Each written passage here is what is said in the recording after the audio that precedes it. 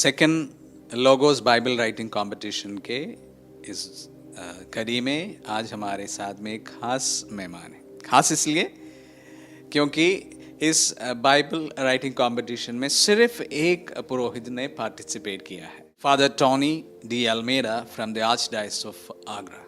Father, आपका स्वागत है और कृपया हमारे दर्शकों के लिए बता दीजिए कि आपको बाइबल लिखने की ये इंस्पिरेशन कहाँ से प्राप्त हुई? सबसे पहले मैं जिसने भी ये कार्यक्रम को शुरुआत दी है उनको धन्यवाद देना चाहता हूँ, क्योंकि एक ऐसा कार्यक्रम है जिसके द्वारा हम अधिकतर लोग बाइबल को पढ़ सकते हैं और बाइबल के और करीब आ सकते हैं और बाइबल का ज्ञान बहुत ही आसानी से प्राप्त कर सकते हैं। तो इसलिए मैं फादर बाबू और आप है, फादर आनंद जी और बिशप स्वामी जी है, सबको मैं तहे दिल से धन्यवाद देना चाहता हूँ, क्योंकि एक सुनहरा सा अवकाश है हम सबों को कि हम इसके करीब आ सकें। और दूसरी बात यह है कि जब मुझे इसके बारे में पता चला मैं बहुत ही खुश था और खुश हुआ कि कुछ तो नया शुरुआत कर सकता हूँ। और अक्सर पुराने विधान को लोग पढ़ते नहीं हैं और पुराने विधान की ओर अक्सर लोगों का दृष्टिकोण बहुत ही कम रहता है। और जैसा कि ये उत्पत्ति ग्रंथ से शुरू करके रूत तक लिखने के लिए दिया था, वो बहुत ही एक अच्छा एपिसोड या अच्छा सिलेक्शन लगा मुझे। इसलिए मैंने सोचा कि क्यों ना मैं भी कोशिश करूं और मैंने कोशिश करना शुरू किया। तो जैसा ही पहला पन्ना लिया तो लिख रहा था, तो कई फादर लोगों ने हमारे डायसिस में आके, डायसिस के आर्चडायोसिस के कई फादर लोगों ने मुझे कहा कि आपसे नहीं होगा। क्योंकि बात यह है कि मैं हमारे जो bishop Swami ji archdiocese of Agra के बिशप अल्बर्ट डिसूजा उनके सेक्रेटरी हूँ और उनके सेक्रेटरी होने के नाते बहुत ही व्यस्त रहता हूँ। सुबह 7 बजे से लेकर शाम को 7 बजे तक ऑफिस में होना ही होना है और हर काम को वहां का निपटना या संभालना होता है। तो इसलिए मैं इतना व्यस्त रहता हूँ, इसके बीच में लिखने के लिए सोच भी नहीं सकता हूँ या फुर्सत ही नहीं निकाल सकता हूँ। तो इसकी वजह से जब लोगों ने, ये सारे फादर लोगों ने या बहुत लोगों ने कहना शुरू किया तो मुझे बहुत ही एक चैलेंज सा लगा ये। तो मैं आपने इसको अपने ऊपर एक चैलेंज के रूप में लिया। जी, चैलेंज के रूप में इसलिए ले लिया कि क्यों नहीं हो सकता है। अगर मेरी इच्छा है तो कहीं से कहीं ना मैं समय निकाल के इसको खत्म कर सकता हूँ। ये मेरा एक चैलेंज के रूप में मैंने ले लिया और जो किसने भी कुछ भी कहा मैंने ध्यान में नहीं दिया, लिखना शुरू कर दिया। आप समय कब से कब तक आप समय निकालते थे? क्योंकि मैं ऑफिस टाइम में तो बहुत कम टाइम मिलता जी, मैं सिर्फ समय मुझे मिलता था कि मैंने जिस दिन लिखना शुरू किया था मैंने सोचा था कि रात को 10 बजे से लेकर सुबह का यानी कि रात को 1 बजे तक ये 3 घंटा हर रोजाना लिखूंगा और इसको खत्म करूंगा। हर हाल में रोजाना 3 घंटा लिख ही लूंगा। और मैं अक्सर कैलीग्राफी स्टाइल में लिखता हूँ, मेरा बाइबल भी कैलीग्राफी स्टाइल में है और मैं इंक पेन इस्तेमाल करता हूँ। तो इसकी वजह से काफी परेशानी होती थी, क्योंकि कभी कभार नींद आती थी तो मैं कॉफी बना के रखता था, बगल में गर्म पानी रखता था, तो पीते समय कुछ गिरता था तो पेपर पूरा खराब हो जाता था और पेपर को चेंज करना भी पड़ता था अक्सर।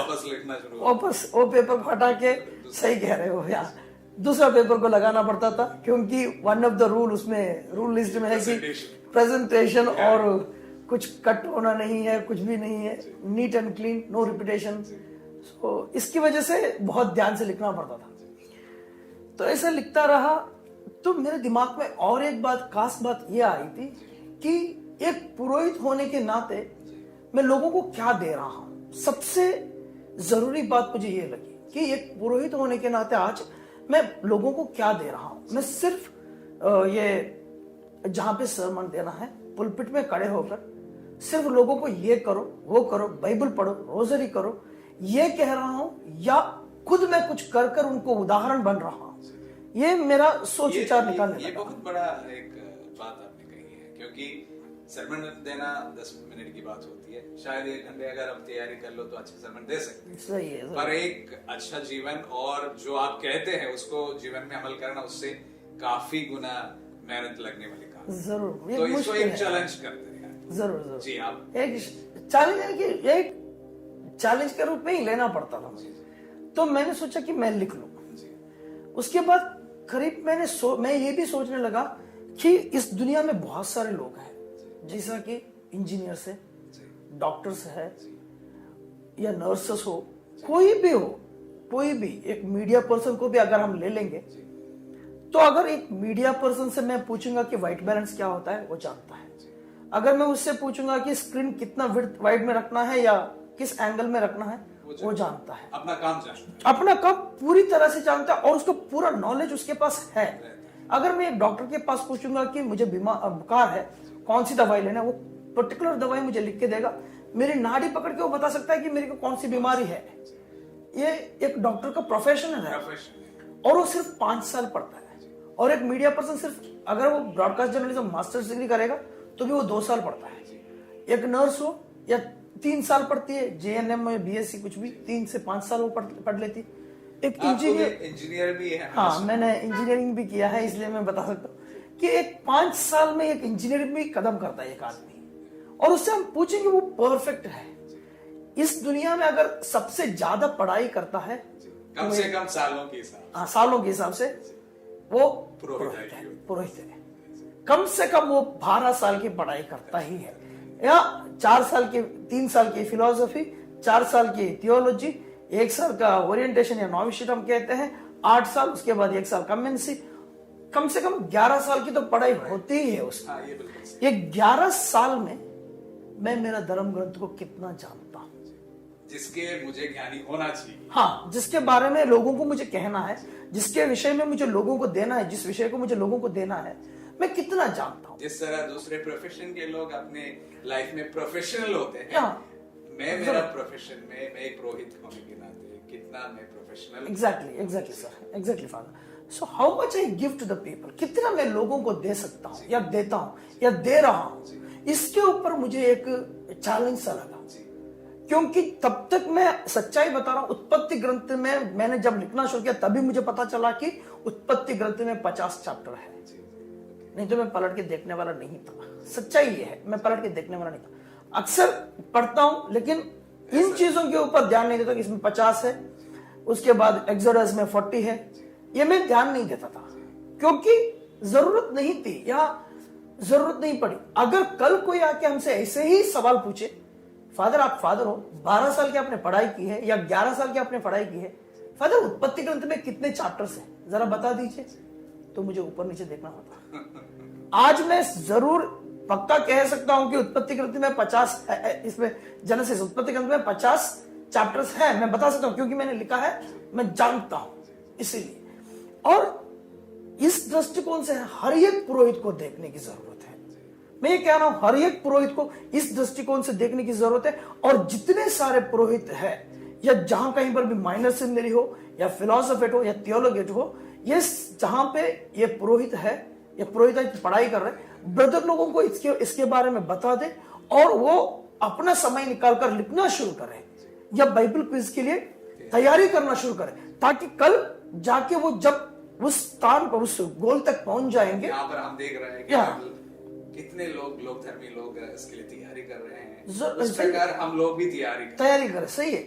आज जब हमने अपने प्राइज बांट रहे थे आप लोग, तो मुझे बहुत ही अच्छा लगा। एक 60 साल से ऊपर का एक आदमी जो बूढ़ा आदमी 72 इयर्स का लगातार 3 साल फर्स्ट प्राइज ले रहा है। कोई पुरोहित होता कितना अच्छा लगता, कोई एक सिस्टर होती कितना अच्छा लगता, कोई एक ब्रदर होता कितना अच्छा लगता। लोग कह सकते थे कि इसको, एक पुरोहित को देख के सीखो, लोग कह सकते हैं, लेकिन आज पुरोहित को देख के सीखो बोलने वाले बहुत कम है। वजह यह है, मैं ये भी कह सकता हूं, वजह यह है, आज से अगर 20 या 30 साल पहले जाएंगे तो लोग ये सोचते थे कि पुरोहित पढ़ा लिखा इंसान है और पुरोहित सब जानता है, हर चीज को जानता है, और लोग हर काम के लिए, हर चीज को सुझाव लेने के लिए पुरोहित के पास आते थे। आज वो जमाना चला गया है। आज नया जमाना है, लोग जानते हैं कौन सी चीज कहां पर है, कहां पे मिलती है, और किस प्रॉब्लम का या किस परेशानी का किस तरह से हाल निकालना है, लोग जानते हैं। उनको पुरोहित की जरूरत या पुरोहित के पास आने की जरूरत उतनी नहीं है। सिर्फ पूजा पाठ करना पुरोहित का कर्तव्य नहीं है। पुरोहित का कर्तव्य यह बनता है कि पुरोहित अपना प्रार्थना बोले, माला गिनती करे, प्रार्थना करे, ब्रेवरी पढ़े, हर चीज को करे, साथ ही साथ अपने संग बाइबल को लेकर पढ़े। किसी अच्छे इंसान ने सच्ची कहा है, पुरोहित के हाथ में, एक हाथ में अगर बाइबल है तो दूसरे हाथ में न्यूज़पेपर होने की जरूरत है। लेकिन आज पुरोहित के दोनों हाथ में एक ही चीज है, वो है मोबाइल। मैं सच्चाई बता रहा हूँ, हर एक पुरोहित के हाथ में एक ही चीज है, मोबाइल है। लेकिन उतना ज्ञान हमें उससे नहीं मिलता है। हर चीज का जवाब इस किताब में है। तो मेरा सुझाव यही है कि मेरा इंस्पिरेशन जो था वही इंस्पिरेशन अन्य लोगों को भी मिले, अन्य फादर लोगों को, ब्रदर लोगों को मिले, वो लोग आगे निकले और लिखने के लिए शुरुआत करें। क्योंकि मैंने ना सिर्फ हमारे लोगों के लिए, हाँ एग्जैक्टली, क्योंकि फादर वहां पे खड़े होकर कहेंगे कि लोगोस का कंपटीशन है, इस बार लोगोस का कंपटीशन है, यहां से यहां तक लिखना है, यहां से यहां तक पढ़ना है। मैं शुरुआत पुरोहित अपने से, मैं इस बार इस कंपटीशन में लिखने जा रहा हूं, मेरे साथ इतने लोग, कौन कौन लिखना चाहते हैं लिख लो, और हम एक साथ बरेली जाएंगे अगले साल कंपटीशन के लिए। ये लोगों को कहने की जरूरत है। जब तक हम नहीं करते हैं तब तक हम नहीं दे सकते हैं। जब तक हमारे पास ज्ञान नहीं है तब तक हम ज्ञान बांट नहीं सकते हैं। ये मेरा सबसे ये है। तो यहाँ पर फादर टोनी बहुत ही सुंदर तरीके से हमारे सामने, विशेष रूप से पुरोहितों के सामने एक बड़ा चैलेंज आज रख रहे हैं। उन्होंने खुद, मैं बताना चाहूंगा, हमारे ये दूसरा साल है, ये दूसरे साल में एक ही पुरोहित ने अभी तक पार्टिसिपेट किया है, और फादर इस साल आगरा धर्म प्रांत से पार्टिसिपेट किए हैं। और वे ऐसे उनके पास में बहुत समय था इसलिए ऐसा नहीं किया, लेकिन उन्होंने प्रण लिया था, एक निर्णय लिया था कि मुझे सबसे पहले मेरे से शुरुआत करनी है।